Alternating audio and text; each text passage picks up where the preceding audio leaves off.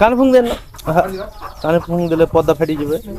মুখে ফুং দিন যত পারবে, বহিরে হয়ে যাবে। কানে ফুং দিলে শুনতে পাবে না সারা জীবন। এই ভুলটা করে আপনি আবার পাটা ধরে চাপ দেন তো, এটা খুব জরুরি একটা বিষয়। টেনে দেন, মুখের ভিতর যা আছে সব নেমে যাবে। শোনে রেখে দেন, জানেন জোরে। গরম পানি করেন আর গুড় দেন আর লবণ, স্যালাইন করেন 15 থেকে 20 লিটার পানি। হ্যাঁ, এটা খাওয়ালে দ্রুত ফুলটা নেমে যাবে, আর পানি শূন্যতা যেটা হলো বডিতে এটাও দূর হয়ে যাবে, আর দ্রুত আবার হিটে আসবে। এটা পানি দিতে গেলে আধা ঘন্টার মধ্যে দিতে হবে, আপনি পরে দেওয়ার লাভ হবে না। আর বাচ্চাটাকে এখনই দুধ খাওয়াতে হবে, আধা ঘন্টার মধ্যে শাল দুধটা আর পেটের ভিতরে যেতে হবে, নাহলে রোগ বালা অ্যাটাক করে দেবে। কারণ এখন আর বডিতে কোনো রোগ প্রতিরোধ ক্ষমতা নাই। যখনই দুধ খাবে তখনই কিন্তু রোগ প্রতিরোধ ক্ষমতা তৈরি হবে।